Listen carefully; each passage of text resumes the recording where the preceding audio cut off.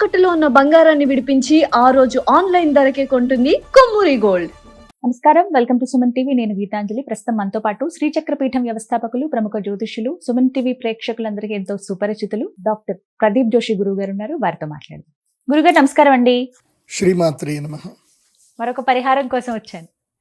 Comments లో వచ్చిందేనండి, business start చేసాము, బాగా గ్రాండ్ గానే స్టార్ట్ చేసాము, ఒక అంచనా వేసుకున్నాము, బాగానే సక్సెస్ అవుతుందని. ఏం జరిగిందో తెలీదు, 2 నెలలకే నష్టాల బాట. మళ్ళీ అలాగే రియల్ ఎస్టేట్ వ్యాపారస్తులు ఎవరైతే ఉన్నారో వాళ్ళు మరీ ముఖ్యంగా, మేము చాలా ఎక్స్పెక్ట్ చేసామండి, కానీ అసలు ఇప్పుడు భూమి ఏం లేదంటున్నారు, కష్టం అంటున్నారు, మేము ఇంకా తప్పుకోవాలా ఇందులోంచి, లేకపోతే ఏదన్నా దీనికి ఒక పరిహారం ఉందా, మేమేమైనా చేయగలమా, అసలు దైవిక పరిహారం ఏదైనా ఉందా? ప్రదీప్ జోషి గారు ఏం చెప్తారు? అసలు వీటికి పరిహారం ఏదైనా ఉందంటారా, లేదంటారా? మీ సలహా కూడా కావాలి ఇందులో. శ్రీ గురుభ్యో నమః. శ్రీమాత్రే నమః. పరిహారం చక్కని కార్యక్రమం అయితే మీరు చేపడుతున్నారు. మంచి క్వశ్చన్ ఇస్తున్నారు. ఇది అందరికీ పరిహారం జరగాలి. ఇందాక మనం ఏం మాట్లాడుకున్నాము, మొండి బకాయిలకు ఒక పరిహారం మాట్లాడుకున్నాం. ఇప్పుడు ఇది ప్రత్యేకమైన పరిహారం. ఇదేమిటి అని అంటే వ్యాపారం. వ్యాపారం నిర్విఘ్నంగా కొనసాగాలి, సేల్స్ బాగా పెరగాలి అంటే మీకేం కావాలంటే ఆకర్షణ సిద్ధి కావాలి. ఆకర్షణ సిద్ధి కావాలి. ప్లస్ ఇప్పుడు ఒక వ్యాపారం ఎందుకు నడవట్లేదు అంటే అది ఆకర్షణ సిద్ధి లేకనే నడవదు. కొంతమందికి జన్మతః అదృష్టరీత్యా కొంతమంది కొన్ని కలిసి వస్తాయి, వాళ్ళకి ఆ వ్యాపారాలు కలిసి వస్తాయి, వాళ్ళే అదృష్టవంతులు కాబట్టి వాళ్ళకి కలిసి వస్తాయి. కొంతమంది చాలా ఎక్స్పెక్టేషన్ తోటి ఇంటీరియర్ మీద దాని మీద దీని మీద దాదాపు 30-40 లక్షల దాకా పెడతారు. తీరా చూస్తే ఇన్కమ్ తగ్గుతా ఉంటుంది, మళ్ళీ అక్కడదక్కడనే ఉంటుంది, మెయింటైన్ చేయడం కూడా కష్టం అవుతుంది. మెయింటెనెన్స్ కష్టం అయిపోతుంది, స్టాఫ్కి జీతాలు ఇవ్వాలంటే కష్టం అయిపోతుంది, ఇంకా ఆఖరికి అమ్మో క్లోజ్ చేసేస్తామా అని కళ్ళమ్మట నీళ్లు పెట్టుకునే పరిస్థితి అండి. అనవసరంగా స్టార్ట్ చేసామా ఏంటి అనే దాకా వచ్చేస్తారు. నేను ఇంకా ఈ రియల్ ఎస్టేట్లో కూడా అంతే. ఇప్పుడైతే 2024-23 దగ్గర నుంచి ఇంకా 24 నుంచి చూస్తే రియల్ ఎస్టేట్ చాలా మంది వచ్చి ఏడుస్తున్నారు నా దగ్గరకు వచ్చి. ల్యాండ్ లో డబ్బులు పెట్టేసాం గురుజీ, ముందుకు లేదు వెనక్కి లేదు, ఎవరు కొనట్లేదు, బయ్యర్స్ రావట్లేదు, ఏం రావట్లేదు. చాలా మంది ఏడుస్తున్నారు, బాధపడుతున్నారు అసలు. సో నేను అనేది ఏంటంటే, ఫస్ట్ ఏదైనా సరే దైవేచ్ఛ కావాలి, దైవ అనుగ్రహం కావాలి. కొంతమంది మార్కెట్ ట్రెండ్ లేదు, గవర్నమెంట్ సరిగ్గా లేదు, అవి అంటారు. అట్లాంటిది ఏం లేదు. నీకు అదృష్టం ఉంటే కొనేవాడు ఎక్కడున్నా నీ దగ్గరకు వస్తాడు, జరుగుతుంది. ఇట్లాంటి దాంట్లో కూడా నా వన్ ఆఫ్ ద ఒక శిష్యుడు ఉన్నాడు. ఆ శిష్యుడికి నేనంటే విపరీతమైన ప్రేమ, విపరీతమైన ఇష్టం. వాడికి ఎక్కడైనా ల్యాండ్ అమ్ముడు పోవట్లేదు అంటే నన్ను పిలుస్తాడు, గురూజీ మీరు రండి గురూజీ, జస్ట్ మీరు వచ్చి అట్లా కాలు పెట్టి వెళ్ళిపోండి గురూజీ, నాకు సేల్ అయిపోతుంది అంటాడు. అదేంద్రా అని చెప్పేసి అని అంటే ఒక్కసారి ఏం జరిగింది అని అంటే, నేను వాడి రియల్ ఎస్టేట్ అడ్వర్టైజ్మెంట్ చూసి చూడ్డానికి వెళ్ళాను. చూడ్డానికి వెళ్ళి వాడిది 36 లక్షలు ఏమో చెప్పాడు ల్యాండ్ రేటు. సరే ఇంత దూరం ఏమొస్తానులే, ఏం వద్దులే చూద్దామని చెప్పేసి నేను వెళ్ళిపోయాను. నేను ఇంటికి వచ్చేంత లోపలనే, నేను ఆ ల్యాండ్ చూసి ఇంటికి వచ్చేంత లోపలనే వాడికి ఇంకో ఫోన్ వచ్చింది. వాళ్ళు వచ్చారు, చూశారు, అడ్వాన్స్ కూడా ఇచ్చేసారు. ఇంకా సెంటిమెంట్ అలా 36 లక్షలకే సేమ్ అదే ప్రైస్కి. వాళ్ళు ఇంకా నెగోసియేషన్ కూడా చేయలే. నాకే ఆశ్చర్యం అనిపించింది, ఓ మనకు కూడా పవర్స్ ఉన్నాయిరా అనిపించింది. సరే అంటే యాదృచ్ఛికంగా సరే జరిగింది, అది యాదృచ్ఛికం అనుకోవచ్చు. మళ్ళీ ఒకసారి వాడికి ఏమన్నా అంటే ఇది ఒక మంచి ల్యాండ్ ఉంది రండి గురూజీ అని చెప్పేసి అన్నాడు. నేను అట్లా రమ్మంటే నేను ఫీజు అడుగుతా కదా, సరే అని వెళ్ళా. చూసి మంచిగా ఉంది కానీ ఇప్పుడు నాకు ఇదే అంత నచ్చలేదు అన్న, నాకు నచ్చలేదు అన్న కథం. అది కూడా సేమ్ ఇమీడియట్లీ పోయింది. సో ఆ శక్తి ఉండాలి, ఒక్కొక్కళ్ళకు ఒక శక్తి ఉండాలి. నేను మహాగణపతి ఉపాసన చేస్తాం మేము. దానికి ఏంటంటే మహాగణపతి ఉపాసన కావాలి. ఎందుకోసం అంటే సమస్త కార్యాలకు అన్నిటికీ విఘ్నకారకుడు కూడా ఆయన్నే. నీ జీవితంలో ఏదైనా నీకు రావట్లేదు అంటే ఏదో నిన్ను ఆపుతుంది, విఘ్నం చేస్తుంది. ఆ విఘ్నాన్ని నిర్విఘ్నం చేయాలి, తీసి పాడేయాలి. ఎవరు తీస్తారు? మహాగణపతి మాత్రమే.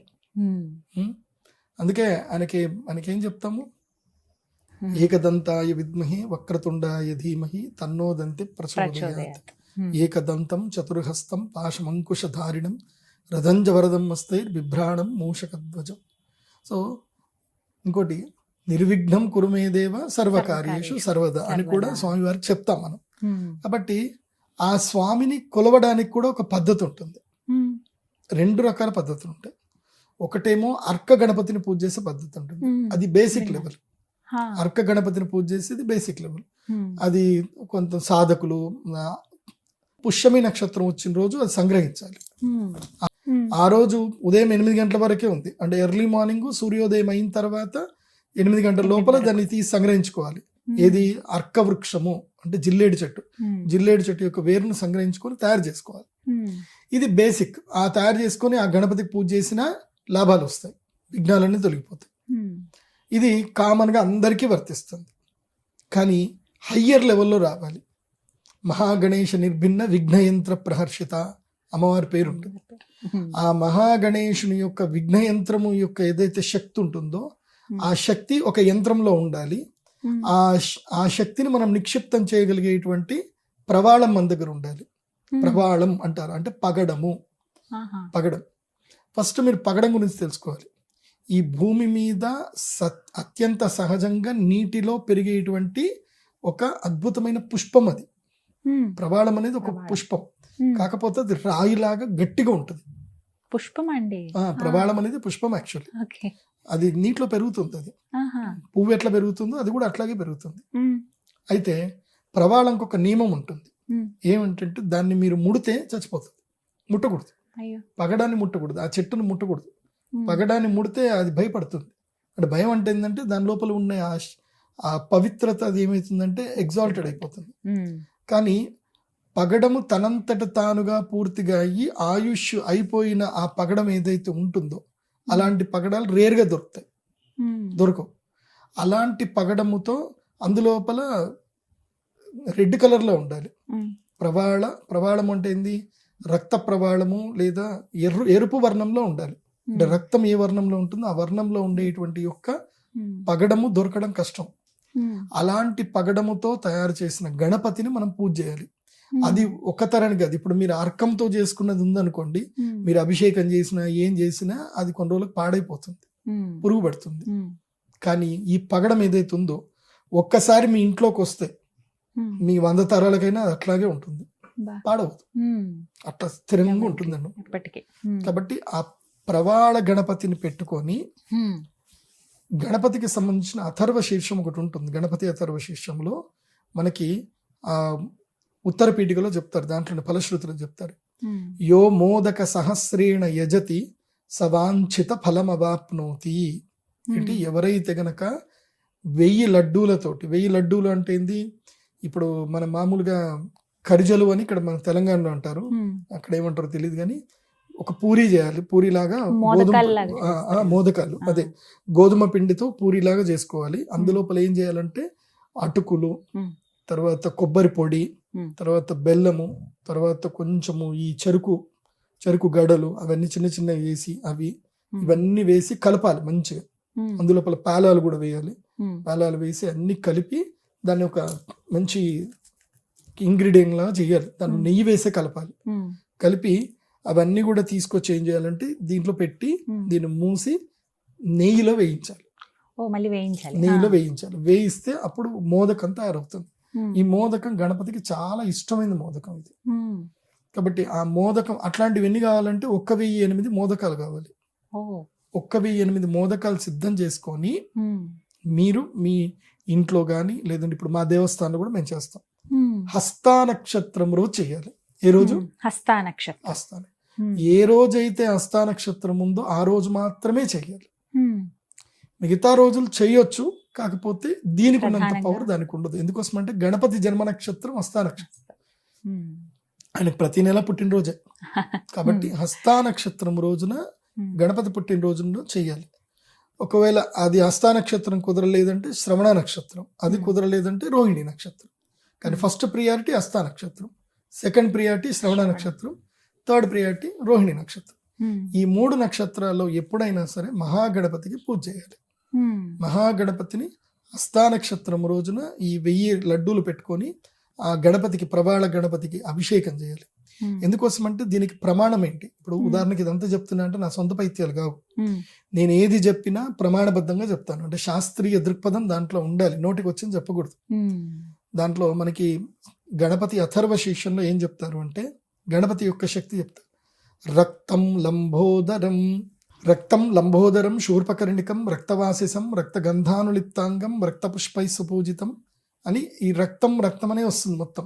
అంటే రక్తం లంబోదరం అంటే ఆయన పూర్తిగా ఎరుపు వర్ణంలోనే ఉంటాడు. రక్తం లంబోదరం శూర్పకర్ణికం రక్తవాసిసం అంటే ఎరుపు వర్ణంలో ఏదైతే ఉందో అందులోపలనే ఆయన ఉంటాడు. రక్తవాసిసం రక్తగంధానులిప్తాంగం ఆయనకి ఎర్రచందనమే పెట్టాలి. రక్తగంధానులిప్తాంగం రక్తపుష్పై సుపూజితం అంటే ఆయనకి ఎర్రటి పుష్పాలే పెట్టాలి.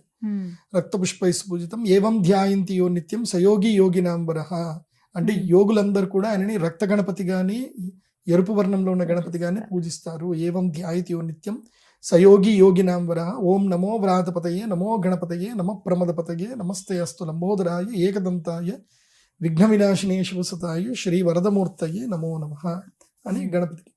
ఇంకోటి గణపతి యొక్క శక్తి ఇందులో క్లియర్గా చెప్పారు. త్వం బ్రహ్మ త్వం అంటే నీవే బ్రహ్మదేవుడు. విష్ణుస్త్వం రుద్రస్త్వం ఇంద్రస్త్వం అగ్నిస్త్వం వాయుస్త్వం సూర్యస్త్వం చంద్రమాస్త్వం బ్రహ్మ భూర్భువస్వరం అంటే అష్ట వినాయకుడు అంటారు కదా.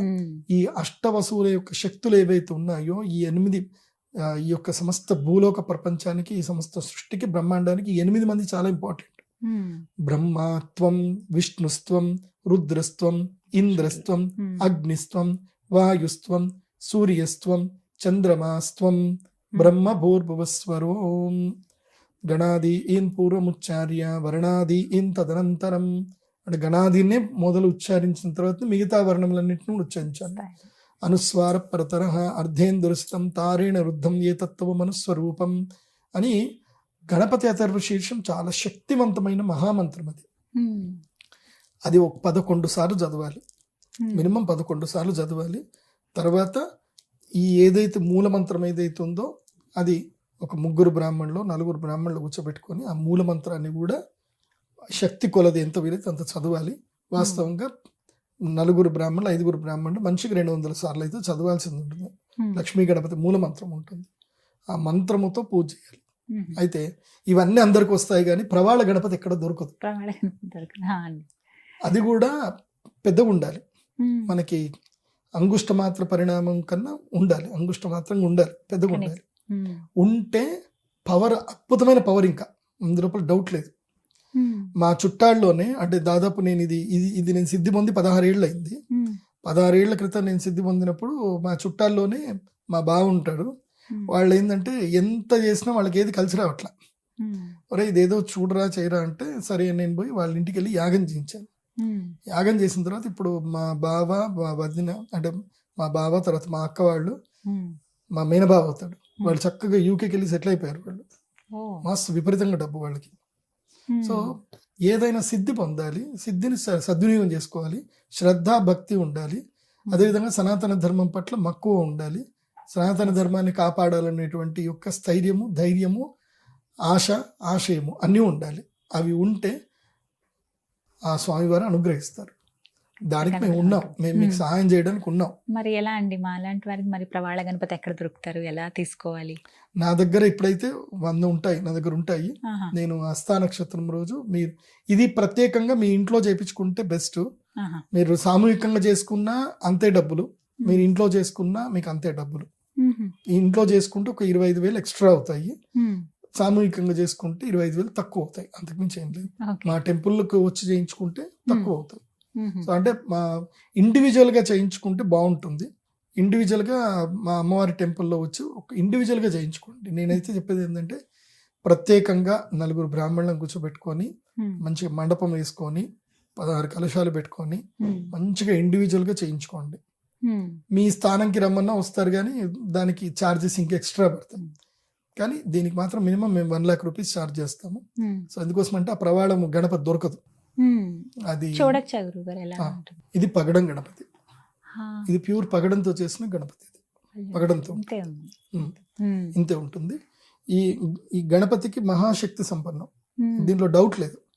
తీసుకున్నాక వెండితో అల్లించుకోవాలి, కింద ఇట్లా స్టాండ్ చేయించుకోవాలి, స్టాండ్ చేయించేసుకొని వెండితో అల్లించుకోవాలి.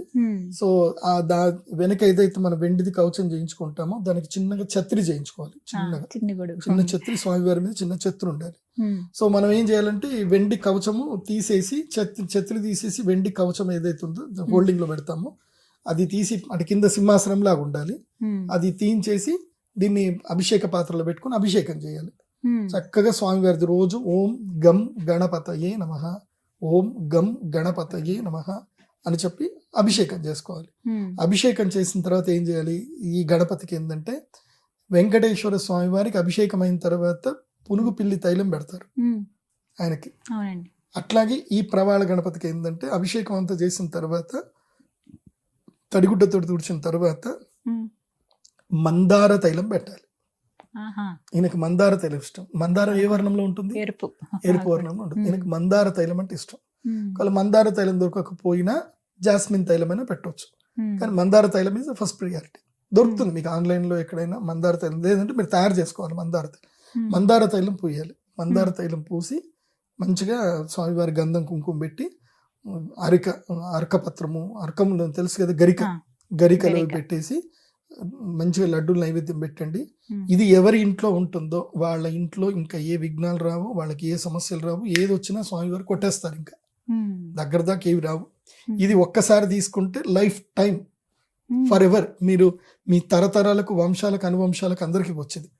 ఉమ్, ఎప్పటికీ ఇంకా అలా ఉమ్. ఉంటుంది. సంకష్టహర చతుర్థి వ్రతం చేసుకోవచ్చు. ఆ, ఇది మన వినాయక చవితి అప్పుడు చేసుకోవచ్చు. ఆహా, ఒక్కసారి స్వామివారు వచ్చారు అంటే ఇంకా మీ ఇంట్లో ఇంకా బాధలు, క్రైస్ ఉండవు. ఇంకా ఎప్పుడెప్పుడు మీ అభిషేకం పైత్యానికి చేసుకుంటే ఉంటాయి తప్ప మీ అన్నిటికైతే స్వామి ఉంటారు. ఉంటాయి. ఎప్పుడెప్పుడు అభిషేకం చేసుకోవాలండి తీసుకున్నప్పుడు? సంకష్టహర చతుర్థి ప్రతి నెల. చవితికి, ప్రతి మంగళవారము, ఉమ్, తర్వాత ప్రతి పౌర్ణమికి కూడా చేసుకుంటే మంచిది. ధన్యవాదాలు గురుగారు. శ్రీమాత్రే నమః.